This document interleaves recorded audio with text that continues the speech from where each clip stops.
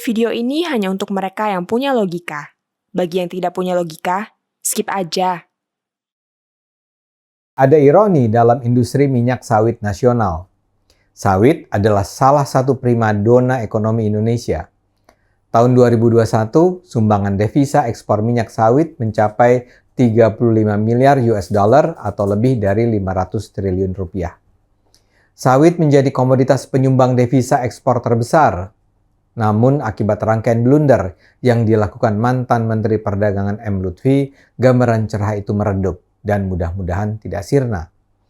Saat ini pemasukan dari sawit anjlok dan sekitar 3 juta petani kelapa sawit menjerit. Anehnya, Komisi Pengawas Persaingan Usaha KPPU malah menuduh bahwa ada kartel yang melibatkan 27 perusahaan minyak goreng.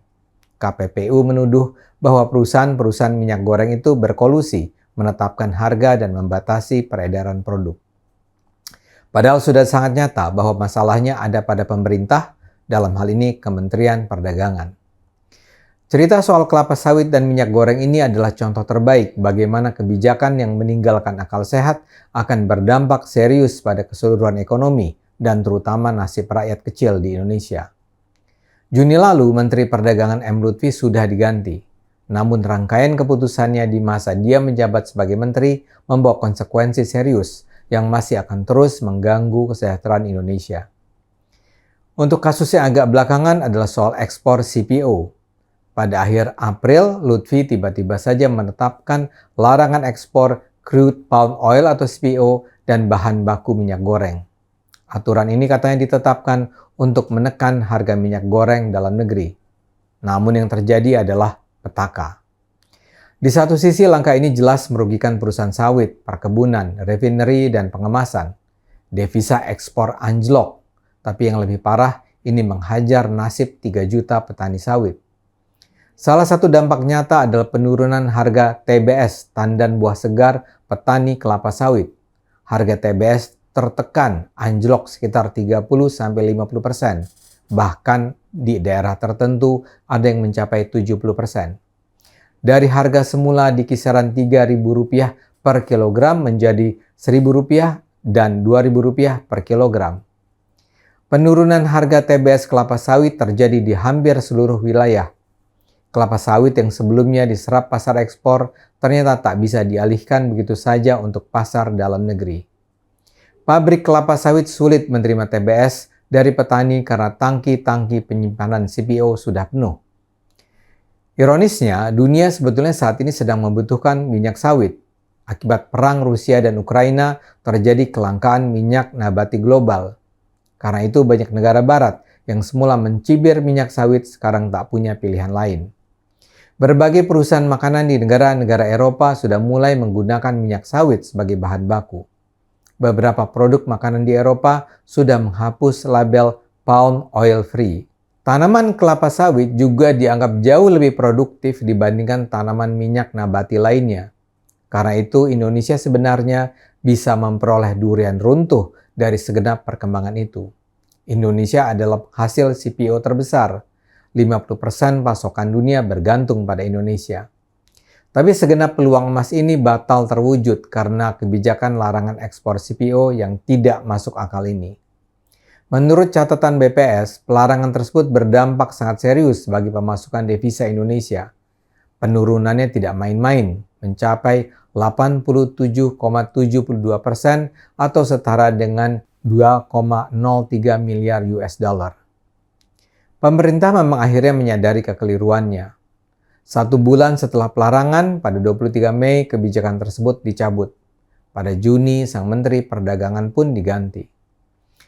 Produsen minyak sawit seharusnya bisa bernapas lega. Tapi bisakah Indonesia merebut kembali pasar yang ditinggalkan selama 1 bulan pelarangan ekspor tersebut? Ternyata kondisinya tak semudah yang dibayangkan. Ketika Indonesia menetapkan larangan ekspor, negara-negara pembeli CPO kita terpaksa mencari sumber pasokan baru. Salah satu yang paling diuntungkan jadinya adalah Malaysia. Malaysia adalah produsen terbesar nomor 2 di dunia. Celakanya ketika pelarangan ekspor dicabut, para pembeli CPO tak bisa begitu saja kembali ke Indonesia. Kontrak-kontrak pembelian komoditas seperti CPO hampir pasti tidak berjangka waktu singkat. Jadi para pembeli tidak bisa begitu saja mengubah dari yang semula membeli dari Indonesia, kemudian bulan depannya diganti dengan Malaysia, dan sebulan berikutnya pindah lagi ke Indonesia. Ini bukan produk yang dibeli eceran. Karena itu para pengimpor CPO kita sekarang sudah terikat kontrak dengan produsen-produsen lain. Jadi butuh waktu sampai akhirnya ekspor CPO kita akan kembali diserap pasar internasional. Untuk menambah kerumitan masalah, pengapalan produk ke pasar internasional pun tidak bisa begitu saja diperoleh. Jasa pengapalan ini juga tidak bisa begitu saja diubah-ubah. Akibatnya ketika ekspor CPO kita dihentikan, perusahaan-perusahaan jasa pengapalan internasional itu sudah mencari pelanggan baru. Dan ketika sekarang ekspor kembali dibuka, dan kalaupun barangkali ada negara-negara tertentu yang tertarik membeli dari Indonesia, proses pengirimannya pun tak mudah. Jadi kisah sukses masih membutuhkan jalan panjang. Seperti saya katakan, inilah contoh mengapa akal sehat sangat diperlukan. Kalau kita kembali ke awal, Menteri Perdagangan berulang kali mengeluarkan kebijakan yang justru merusak ekonomi nasional. Yang paling awal dia tetapkan adalah harga eceran tertinggi minyak goreng. Lutfi tampak panik dengan harga yang menaik karena kondisi pasar internasional. Hanya dalam waktu beberapa bulan, Lutfi melahirkan 8 kebijakan berbeda. Blunder terbesar adalah ketika ditetapkan harga eceran tertinggi Rp14.000 per liter. Sejumlah akibat terjadi. Ini jelas merugikan perusahaan sawit, produsen minyak goreng, distributor, retailer, petani, dan ujung-ujungnya rakyat dan konsumen. Mengendalikan harga atau price control adalah tindakan fatal. Seharusnya Lutfi percaya saja pada mekanisme pasar. Negara jangan terlalu jauh mengintervensi pasar. Pasar memiliki logika sendiri. Intervensi pemerintah direspons dengan cara tak terduga. Terjadi apa yang disebut sebagai penimbunan. Pelakunya bukan produsen besar.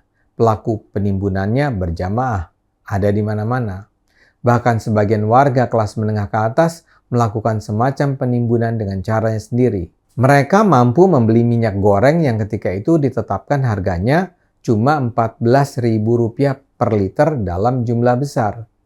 Mereka membelinya dengan logika mumpung lagi murah. Begitu juga dengan retailer atau distributor kecil. Mereka menyimpan minyak goreng dalam jumlah besar karena tahu penetapan harga eceran tertinggi itu tidak akan bertahan lama. Maka yang terjadi adalah kekacauan pasar. Baik produser dan konsumen dirugikan. Barulah kemudian Menteri Perdagangan menetapkan larangan ekspor CPO. Akibatnya sudah saya bicarakan di atas. Kini kebijakan soal sawit dan minyak goreng sudah diserahkan kepada Luhut Panjaitan, sang Menteri Super. Dengan karut-marutnya kondisi industri, saya khawatir bahkan Luhut pun akan sulit mengatasinya. Tapi yang terpenting sekarang mungkin kita bisa berharap pemerintah tidak akan lagi melahirkan kebijakan baru yang menambah rumit persoalan. Dan kuncinya sederhana. Kembali saja ke prinsip-prinsip dasar ekonomi.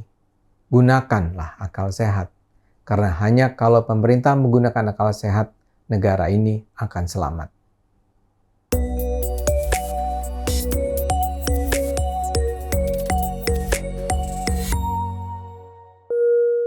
Video ini hanya untuk mereka yang punya logika. Bagi yang tidak punya logika, skip aja.